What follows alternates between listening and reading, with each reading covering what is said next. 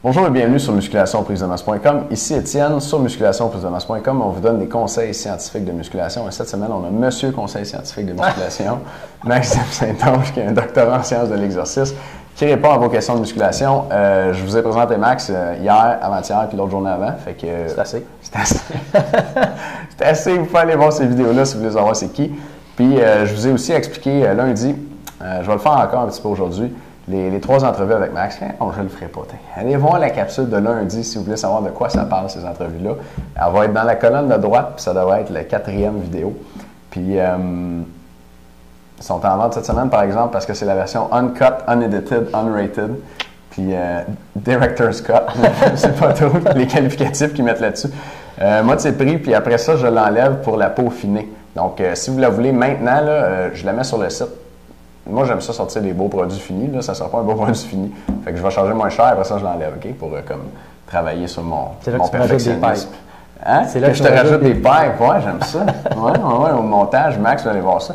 Étienne, je comprends pas, l'émission était comme ça, puis dans la DVD, elle a l'air de Arnold, tu sais. C'est le montage. OK. Fait que information en dessous de vidéo pour ça. Et aujourd'hui, Maxime répond à une question d'Alexis de Montréal. Alexis a 18 ans, s'entraîne en musculation depuis 1 an et demi, mesure 5 pieds 9 et pèse 67 kg.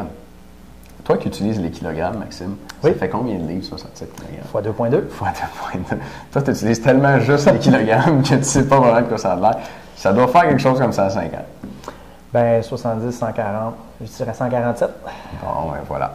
On va le calculer après, puis on verra qui a raison. Qui a raison? J'ai une grosse calculatrice, on peut peut-être faire ça demain. Pourcentage de gras entre 10 et 20. Hein? Entre 10 et 20. En fait, il nous dit qu'il y a un IMG, donc je ne sais pas si c'est l'indice de masse grasse. D'après moi, oui. Ouais. Je suis content. Ben oui, cool. Mais entre 10 et 20, l'indice de masse grasse, c'est 67 kilos. Ouais. C'est peut-être plus le pourcentage de gras, finalement. Pas mal sûr. Pas mal sûr. Ça, regardez les chiffres, là, sinon, c'est gras. Ça fait mal.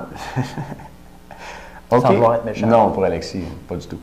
Donc, que faut-il manger avant et après l'entraînement?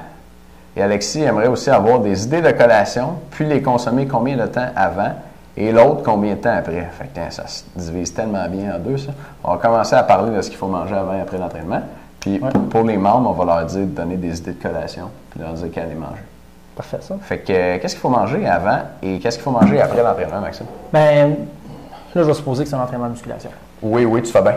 Donc, parce que ça change un peu la donne. On est sur musculationprisemasse.com. C'est ça. C'est pas avant l'entraînement de la course.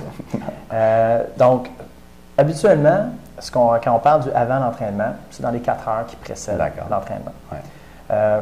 Pour un entraînement d'à peu près 1 heure, donc ce qui devrait être à peu près une durée moyenne pour un entraînement musculaire, 1 heure, 1 heure et demie, s'il y a un repas équilibré dans les 4 heures qui précèdent, je suis pas mal sûr qu'on est correct. OK.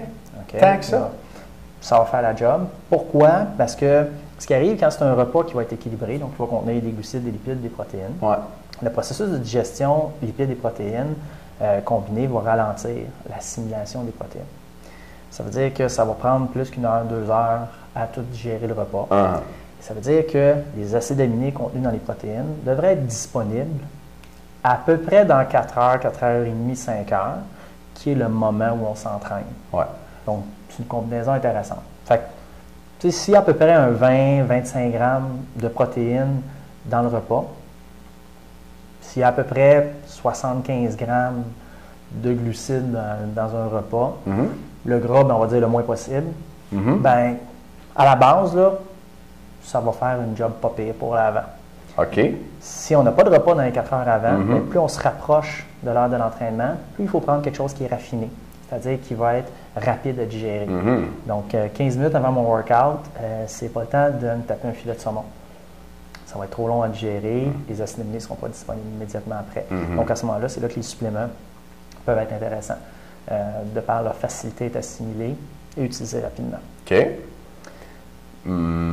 Fait que là, ce que tu me dis, là, c'est que si j'ai mangé un repas, mettons, de taille moyenne, ou même un petit peu plus gros, on va dire un repas de taille moyenne, il y a 3 heures. Je n'ai pas besoin de rien d'autre avant mon entraînement. Un petit peu d'eau. Ça devrait faire le travail. Ouais. Pour les besoins physiologiques, juste que des fois, il y en a que, par exemple, ils vont sentir une faim psychologique. Ça va les agacer pendant leur entraînement. Il y en a même qui vont souffrir d'angoisse à l'entraînement. On va se dire, oh shit, j'ai pas mangé assez. Puis, Donc, il y a cet aspect-là. On peut prendre un petit quelque chose, là, mais ça ne sera pas nécessaire physiologiquement. Okay. Pour la grande majorité. C'est sûr qu'il y a des aspects de fine-tuning un petit peu. Là. On peut affiner notre approche, puis là, chercher à avoir des acides aminés spécifiques, entre autres les acides aminés à chaîne ramifiée, leucine sur leucine valine, qu'on peut chercher à consommer immédiatement avant l'entraînement. Okay. Dans certains cas, on remarque une amélioration des gains en masse musculaire suite à ça. Même chose pour des suppléments comme l'arginine aussi. Ça peut aider. Mais c'est vraiment du fine-tuning. Fait que quelqu'un qui me dit j'ai pris mes acides aminés à chaîne ramifiée, mais ça fait 6 heures que je n'ai pas mangé avant. La personne qui a pris un repas dans les 4 heures avant versus la personne qui a pris juste des acides aminés, avantageux. Je vais donner l'avantage à la personne qui a pris un repas équilibré. Okay. Pourtant, sur le terrain, ou en tout cas, dès qu'on a affaire à quelqu'un qui s'entraîne un peu sérieusement, là, le shake avant l'entraînement, c'est quasiment une religion. Oui. Ce qui n'est pas mauvais, comme tel, c'est que le shake, si on prend par exemple une protéine de petit lait, du lactosérum, de la whey, dans l'eau immédiatement avant l'entraînement, ça veut dire que les acides aminés de cette boisson-là vont être disponibles avant la fin de l'entraînement puis après l'entraînement. Donc, c'est excellent. Sauf que s'il y a eu un repas avant, ça veut dire qu'il va y avoir encore une plus grande quantité d'acides aminés, puis à un moment donné, c'est des mécanismes qui saturent. C'est pas de more the better nécessairement là-dedans. Donc, à ce moment-là, ça aurait été peut-être plus profitable de mieux répartir sur la journée les apports en protéines. C'est peut-être ça le risque qui est encouru. Puis il y a beaucoup de gens aussi qui n'ont pas nécessairement une hygiène de vie adéquate, qui n'auront pas mangé adéquatement, mais qui vont être religieux à propos de la prise du shake. Ça va être 17 minutes, 3 quarts avant leur entraînement, puis c'est primordial que ça soit là. Il faut le caler en 2 minutes. Exactement, super important. Il ne reste pas dans le fond, on le rince avec de l'eau, puis on finit. Sauf que le restant de la journée, leur repas, c'est pas super équilibré, c'est négligé, c'est pas régulier, ça aidera pas plus. Tu ne peux jamais récupérer des carences majeures sur ton quotidien à l'aide de fine-tuning. Compenser avec ton shake. Là. Oublie ça, ça marche. Ça marche peut-être dans certains cas au début, là, mais dès que tu commences à progresser et que tu atteins un niveau intéressant, tu ne peux plus faire ça. Là. Cool. OK. Puis après l'entraînement? Après l'entraînement, ça dépend de ce qu'on a consommé. Là, mettons qu'on a mangé 3 heures avant, le repas de taille moyenne. On n'a pas pris de shake parce qu'on écoute Maxime Saint-Onge. On peut en avoir pris un. Mais on écoute Maxime Saint-Onge. C'est mes affaires. Puis après l'entraînement, qu'est-ce qu'on fait là? Ce qui peut se faire, c'est qu'après l'entraînement, on peut prendre, par exemple, un shake. Puis ça va être conditionnel. Si, par exemple, j'ai un repas 2 heures avant, assez chargé en protéines, le shake que je vais prendre après, je vais chercher à avoir des protéines à assimilation plus lente pour que ça dure plus longtemps dans le temps. C'est-à-dire que quand les acides aminés qui viennent du repas vont commencer à descendre, les acides aminés qui vont venir de mon shake à assimilation plus lente, par exemple la caséine, vont être digérés puis vont embarquer. Donc ça peut être intéressant. Comme ça, on se ramasse à avoir toujours une quantité abondante d'acides aminés proche du milieu musculaire. Très bien. Et ça ne sera pas un facteur limitant dans le gain de masse musculaire. Excellent.